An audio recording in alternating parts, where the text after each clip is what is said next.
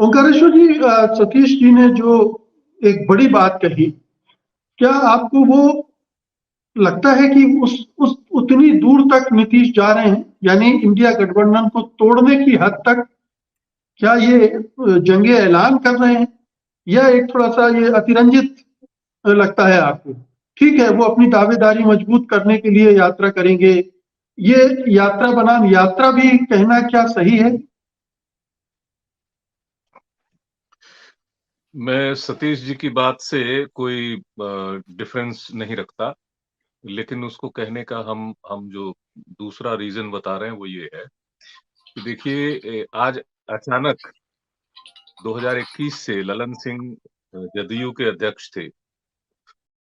अचानक इन्होंने राष्ट्रीय कार्यकारिणी का फैसला क्यों बुलाने का फैसला क्यों किया, और फिर उनको हटाने का फैसला क्यों किया, खुद को वापस जदयू अध्यक्ष के रूप में स्थापित करने का फैसला क्यों किया, इसको समझना होगा। आपको याद होगा कि जो इंडिया गठबंधन की पिछली बैठक हुई थी, उसमें से नीतीश कुमार एकदम से, मतलब तमतमाए हुए न भी कहें तो एक उदास भाव से निकल के चले गए थे। वजह ये थी कि उनको उम्मीद थी कि वहां कोई न कोई में ललन सिंह उनको प्रोजेक्ट करेंगे कि भाई इनको नेशनल कन्वेनर बनाया जाए और किसी तरह से उसमें वो किया जाए।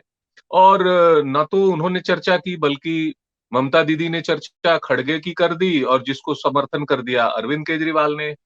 दूसरी तरफ उससे भी ज्यादा नीतीश कुमार के लिए चुभने वाली बात ये थी कि वहां जो कोऑर्डिनेशन कमेटी बन रही थी, जिसमें कहीं शरद पवार भी थे और कोई छोटा नेता, बड़ा नेता, सभी प्रकार के नेता थे उसमें, जैसे राघव चड्ढा भी थे आम आदमी पार्टी से, तो ललन सिंह भी थे, ललन सिंह का नाम आया उसमें। तो जदयू को रिप्रेजेंट करने वाले नेता के रूप में उनका नाम आ रहा था। सबसे बड़ी तकलीफ नीतीश कुमार को इसी बात से होती, देखिए आरसीपी सिंह को भी उन्होंने तब हटाया था जब आरसीपी सिंह को जो है उनका कद बढ़ने लगा। तो वो किसी को भी अपने सामने कद बढ़ता हुआ, अच्छा उम्मीद ये थी कि उनको नेशनल एनडीए ये इंडिया गठबंधन का कन्वेनर बनाया जाएगा, कन्वेनर बन नहीं रहा था। दूसरी तरफ ललन सिंह को लेके पार्टी में शिकायतें हो रही थी कि वो बड़े एरोगेंट तरीके से पार्टी चला रहे हैं, लोगों को दबा रहे हैं, जो उनके जो पुराने दूसरे दलों से साथ आए लोग थे उनको जदयू में दबा रहे हैं। तीसरी तरफ वो ये फार्मूला चला रहे थे कि क्यों न तेजस्वी को मुख्यमंत्री बनाया जाए और इसको विलय कर दिया जाए आरजेडी के साथ इसमें।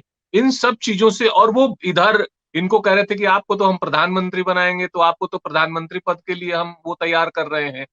तो जब इंडिया गठबंधन ने इनको कन्वेनर नहीं बनाया तो उनको समझ में आ गया कि ललन बाबू ने हमारे साथ तो यहाँ कुछ नहीं किया, अपना नाम आगे कर लिया।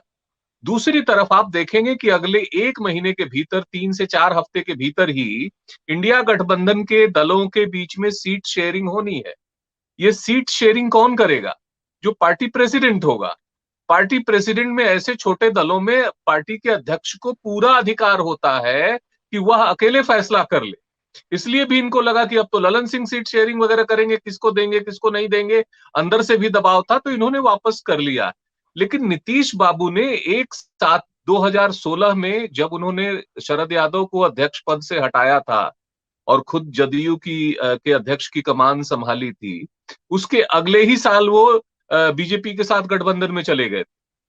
इसलिए ये आशंका निर्मूल नहीं है, ये सोचना निर्मूल नहीं है कि वो आज इधर हैं तो कल वो किधर चले जाएंगे। वो अपने लास्ट इनिंग में है, 70 से ऊपर के उम्र में जा रहे हैं। तो अपने अंतिम उसमें दौर में भी वो जदयू की पूरी कमान, पिछले दिनों उन्होंने जो विधानसभा में बोला, अनाप शनाप चीजें बोल गए, उनके बारे में लोगों में ये बात फैलने लगी कि ये क्या कर रहे हैं। एक विधायक के पिताजी के शोक सभा में गए, अशोक चौधरी के, मेरे ख्याल से, तो शोक सभा में जो फूल उस पे चढ़ाया जाना चाहिए उनके फोटो पर, तो उसको अशोक चौधरी के माथे पे लगा दिया फोटो। इसी तरह से कोई और भी इस तरह की गतिविधियां वो करते रहे हैं। तो ये खबरें उठने लगी कि नीतीश जी अब थोड़ा स्वस्थ नहीं रह पा रहे हैं। उनको ये भी सवाल उठने लगा कि उनको कुछ ऐसी स्लो दवाइयां दी जा रही हैं, तमाम तरह की चीजें, ललन सिंह उनको ये कर रहे हैं। एक बात और भी समझनी पड़ेगी, जनता दल यू में दो खेमा है, आज भी है।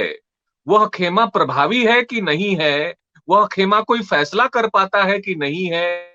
लेकिन उसमें दो धड़े हैं, एक धड़ा कहता है कि हमको एनडीए के साथ चला जाना चाहिए, हम एनडीए के साथ ज्यादा सुकून में थे। आफ्टर ऑल 23 साल एनडीए के साथ रहे हैं वो, और जब जब एनडीए के साथ रहे इसका फायदा भाजपा को ज्यादा मिला।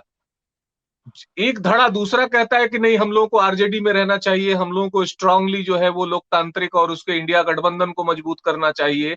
ये दोनों धड़ों की लड़ाई बीच बीच में चलती। ललन कुमार सिंह एनडीए से अलग होके आरजेडी के ज्यादा करीब जा रहे थे, उनके साथ दो एक और नेता भी शामिल थे। और आप पिछले अगर उनके पार्लियामेंट के स्पीच को देखेंगे तो उन्होंने सीधे सीधे केंद्रीय गृह मंत्री को निशाना बनाया था।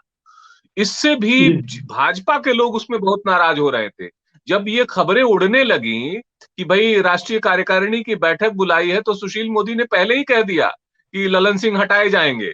इस पे ललन सिंह बौखलाए थे। उन्होंने ये कहा था कि भाई उनको कैसे पता, उनकी नीतीश जी से बात होती होगी। इसका मतलब उनको मालूम है कि नीतीश जी की सुशील मोदी से आज भी बातचीत होती है और वो रास्ता उनका खुला हुआ है। इसीलिए कांग्रेस जो है आज भी उन पर रिलाई नहीं करती है। उनको इंडिया गठबंधन का संयोजक बनाया जा सकता था, लेकिन कहीं ना कहीं कांग्रेस के बड़े नेताओं को यह एहसास है कि अगर सबसे ज्यादा कोई अनरिलायबल लीडर है तो वो है नीतीश कुमार। वो कल क्या करेंगे ये पता नहीं है। अब मुझे ऐसा लग रहा है कि अब वो अकेले अपने बूते अपनी वो ताकत बढ़ाने की कोशिश करेंगे कि उनको नेता प्रोजेक्ट कर लिया जाए। सत्य हिंदी का ऐप डाउनलोड करें गूगल प्ले स्टोर पर।